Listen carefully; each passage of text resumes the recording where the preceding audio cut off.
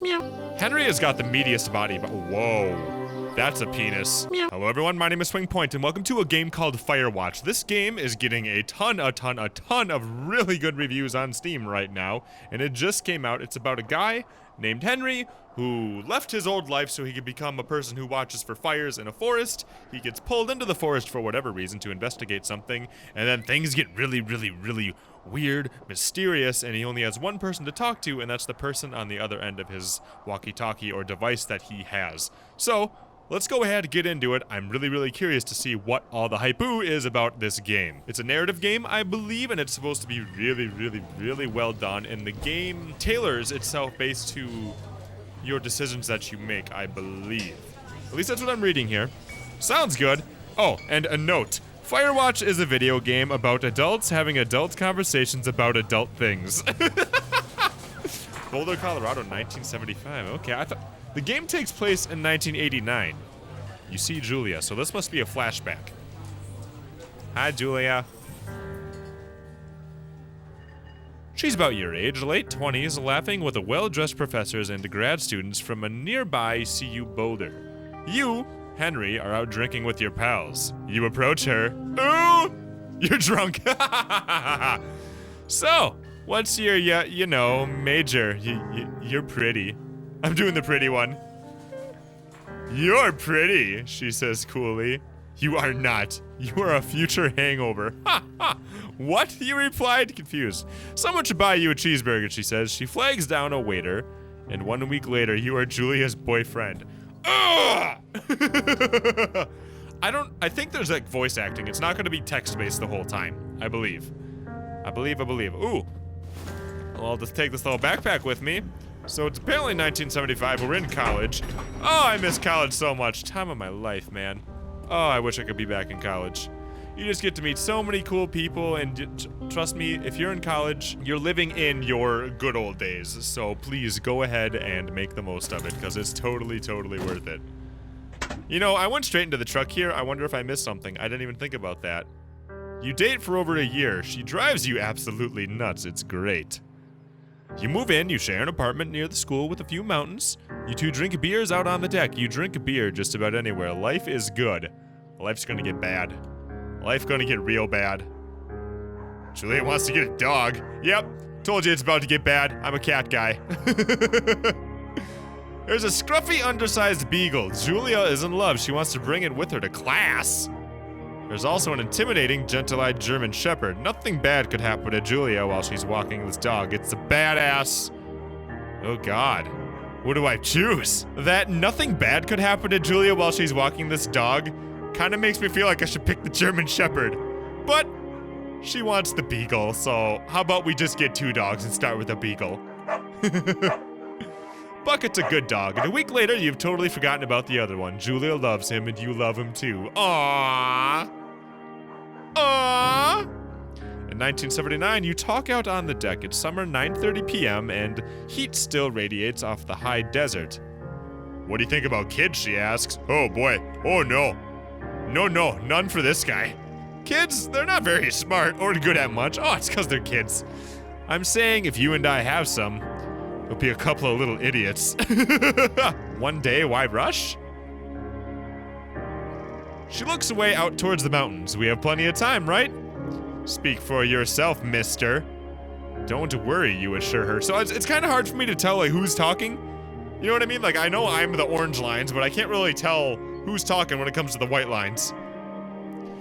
You tell her she has the body of an undergrad. My ovaries didn't get the memo, she says, laughing it off. One day, okay? Oh, well, I think that's not what she wanted to hear. My bad. Okay, one day, she says. 6 months later, you get engaged, lying in bed on a Sunday morning. And now we're in the woods.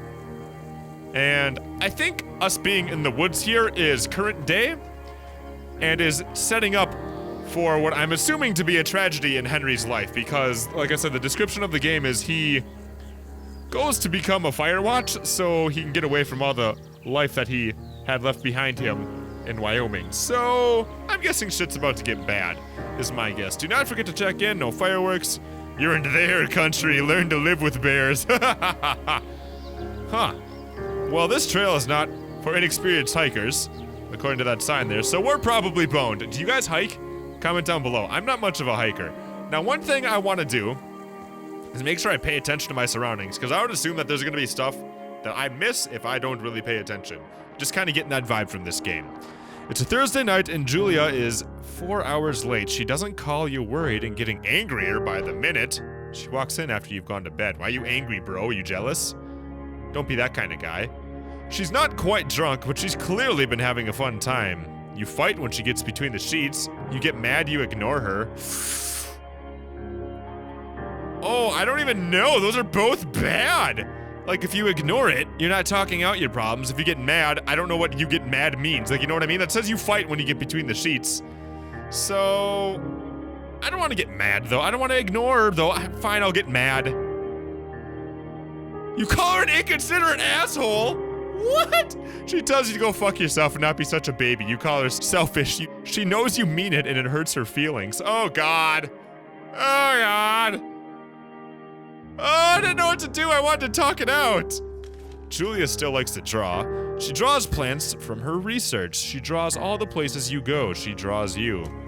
You pose and flex like He-Man. You frolic like a Victoria's Secret model. Yes! Julia was right. You are very pretty. That was amazing.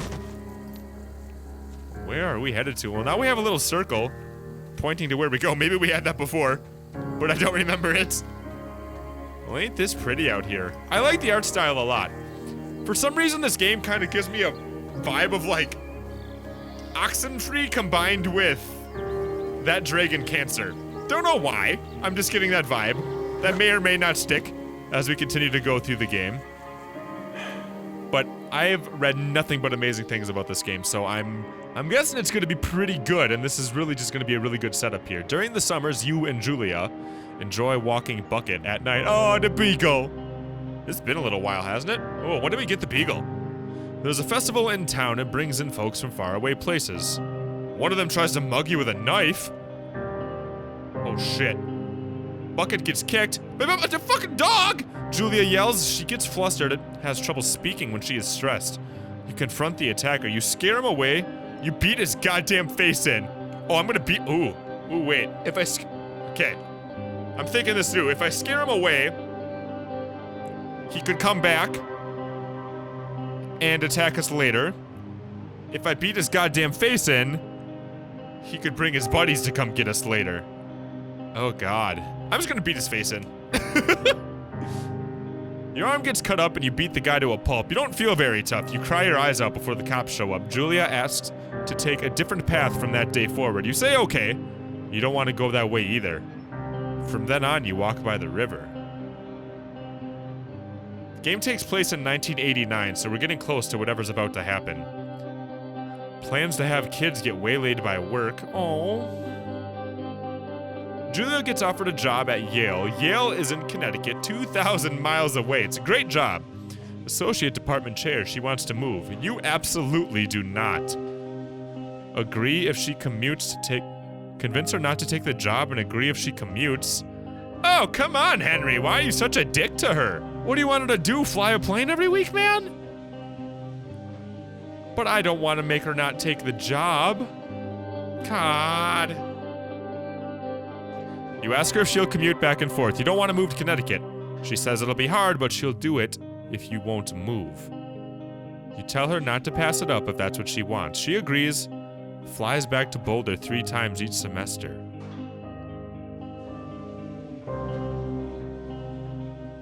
In 1985, Julia is sent home from Yale on paid leave after having an episode. She lost it on a colleague for borrowing books that were important to her research.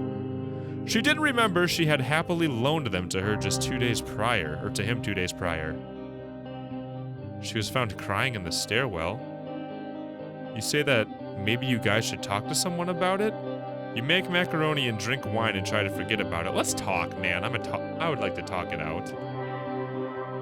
After seeing multiple doctors and having many tests, you're worried that she may be suffering from dementia. And she's only 41?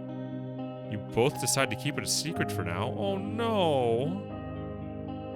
Dementia and Alzheimer's is like the worst thing in the world to experience as a family. I don't know what it's like to go through it if you're a person. It's so sad to watch a family member like kind of forget who they are and also forget everyone else around them. And for it to happen when she's only 41, it just seems so unfair, you know? But damn, dude. Henry has got the meatiest body, but whoa, that's a penis. Holy penis. That's a penis. I need to get rid of that penis. I didn't even read what was going on. I saw a penis. Holy penis. Bucket is getting older. Aww. Julia comments that it's kind of nice because he gets in less trouble around the house. A week later, she goes back to the university. I can't believe I saw a penis. Like, I need to grow up with holy penis. Aw, Julia's affliction gets worse. She can't remember things in class. Her research is in shambles. She drives her car to the... Oh god, I'm afraid she's gonna like drive and crash. She drives her car to the next town over for no particular reason and has to be brought home by the police. She is devastated. She's sent home on permanent medical leave. Some days you get to the Julia who calls you a dope and your unborn children little idiots. Other days you get a stranger.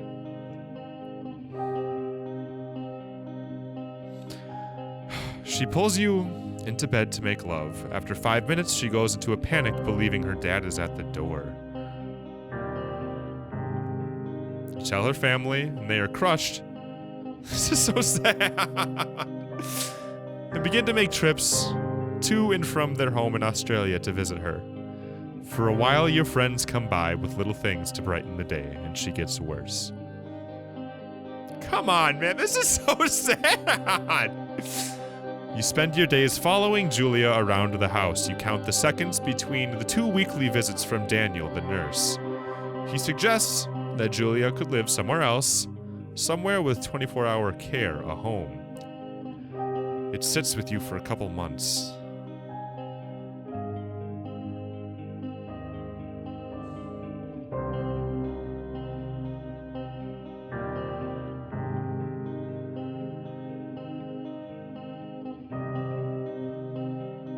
I don't even know what's best, you know?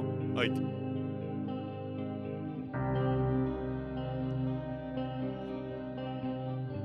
This is sad. This happened to my grandpa, by the way. He ended up getting Alzheimer's, and he just forgot everyone. Forgot who he was, forgot his family, forgot everything. And the most frustrating part about it is you have those days where he is normal and he remembers everything about himself, but it's like for moments.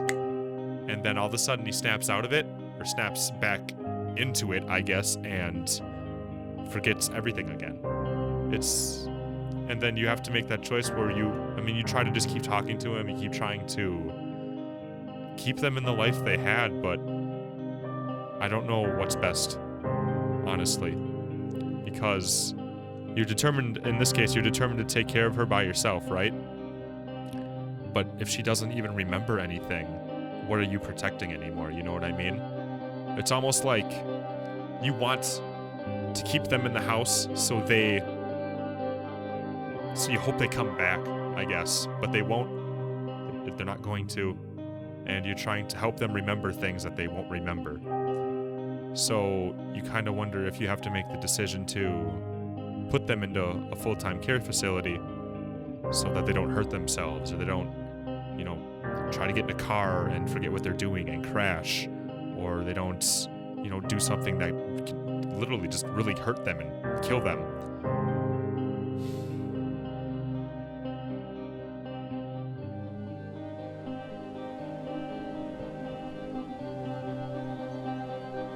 And the reason why you keep them where they've always been, in their home, is for those moments that they do remember, I feel. I don't know, man. It's hard to talk about, hard to think about. Firewatch is a video game about adults having adult conversations about adult things. That's definitely what that is. Having to make that kind of choice for somebody that you really care about. How's it going, Moose? Deer? You're not a moose. Moose are way scarier than what you are. You are a bouncy little deer, by the way. Or is that an elk? I don't know. It is impossibly hard. The worst is when you get mad at her, like when she tries to cook her own food. You can't do anything without her, and she can't do anything without you.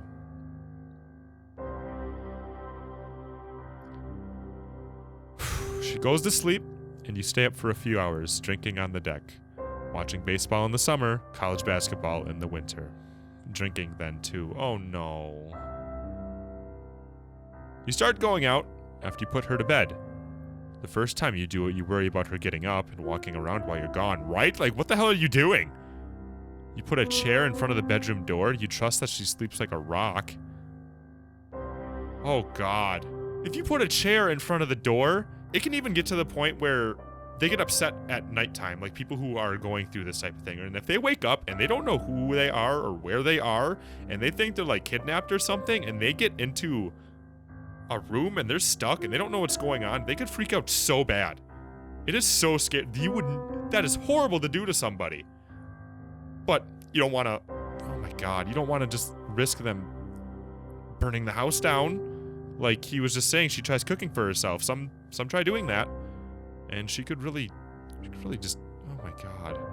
She could hurt herself if she gets stuck in the bedroom too, though. You go to the same bar at the boring end of Pearl Street. It's nice there. Over time, you tell Sheila, the bartender, everything. It's a huge weight off. You're home and in bed by 1 a.m. a couple of nights a week. You look forward to those nights. One night, oh God. One night you are stopped at a DUI checkpoint. You blow a .1 and are taken to jail for the night. Yeah, cause it's not .1 anymore in America. It's .08. You consider trying to hide it, but you tell your sister-in-law Susan.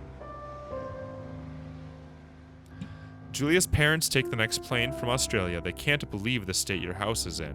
Then they tell you Julia is coming to live with them. You don't argue. You say you'll visit soon. A few weeks go by. Summer is coming, and you see an ad in the paper for a job. And this must be the Firewatch job. You know, I almost wonder if it's better for her to be with her parents, because that's where her brain's going to go anyway. She's going to think she's a kid again. Yeah, when my grandpa had it, yeah, you take it. Yeah. When my grandpa had it, he thought he was like 15.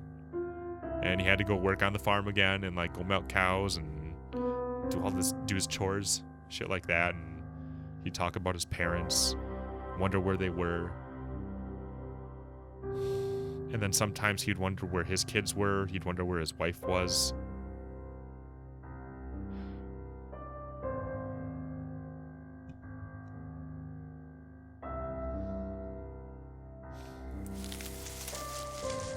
Wonder, and then you would talk to, like, I'd talk to him, and sometimes he, like, this is when I was in college, this is when he was going through this, and sometimes he would know I was in college, and sometimes he'd talk to me like an old friend that died a long time ago, and didn't even realize that they were dead, and he thought that I was that person. It's the weirdest thing in the world, and I'd imagine that we're gonna understand a lot more about the brain as years go by, and this may not be a human condition that is always, present and will cure it, but for now, there's probably millions of people dealing with it. Probably millions of people that have Alzheimer's, and definitely millions of people that are dealing with it when you consider, like, all the family members that have to go through it, man. Man, this is so, wow. Holy shit. God damn. Let's use a generator here. Let's see what Henry's up to. This looks like my little pizza map. Well, let's take a look. Two Forks Tower. So there is a voice acting. I figured there was voice acting after we got done with the intro. And I'm really curious to see what's going to pull us into the woods here. Two Forks Tower, this is Thoroughfare Tower. Come in. What's up? He's got the meatiest arms, by the way. Oh my God. Chubby little fingers. So how do I reply here? Hello? Select dialogue. Oh, here we go. Hello? Whoever this is? It's Henry, right? Yeah. I'm Delilah. Yeah, that's what the guy said on the phone. So, what's wrong with you? Excuse me? People take this job to get away from something. Ooh. So, what's wrong? She knows. What's wrong with you? That's a great idea. Go ahead. Look, I just hiked for 2 days, so I don't really follow whatever it is you're doing right now. You take a stab at what's wrong with me. Fine, then can I sleep forever? Sure, buddy. Okay, now go ahead. You killed 3 ex-husbands. You're rebelling against mom. Nobody back home can stand you. Yeah. Okay, so choosing my options is a little weird here. Oh, here we go. Oh, and you're timed as well. Okay, you're probably out here because nobody back home can stand you. Which, after this brief introduction, is not a big shock. Ooh. Ouch. I'll chalk that up to you being tired and grumpy. Right? Well, I'd better get some sleep then. One sec. Now it's my turn. I was a... Okay, good night, bye. Let's see. I don't know anything about you. I say you got fired from your job and have finally decided to write your novel. That's the sort of bullshit reason you'll find a man out in the woods. Oh, Good night. Nope. Welcome to the job. You wrong. Firewatch. Day 1. Wow. Are you really typing up a story? Morning, Henry. Well, I guess good afternoon. You probably slept like a rock. Anyway, there's still a few hours of daylight to get some work in. I can see you at your desk, so call me when you're ready. I think this is actually a good spot to end it. I feel like this really did a good job of setting up the type of past and character that Henry may be, and I'm sure we're going to learn a lot more about him. If you guys want to see more and you think that this might actually be a really good, I feel maybe tragic story, go ahead, leave a like on this video. Go ahead, let me know if you guys want to see more in the comments, and if you have not already, go ahead and subscribe. That way you can see the rest of this playthrough as I work on it, because I'm pretty gosh darn sure that this is going to be a really good game. I'm really going to like it, and that you guys are really going to like it too. So if you're subscribed, you'll be able to see the videos as they come out. Aside from that, I hope you guys are having an awesome day, and I'll see you in the next video that we do around here. Mwah, mwah, mwah. I feel like I'm making up. Oh God, what did I do? Hello everyone, my name is Swingpoint, and welcome to a game called Oxenfree. This game is getting really good reviews right now. And what this game is about is it's about a group of friends that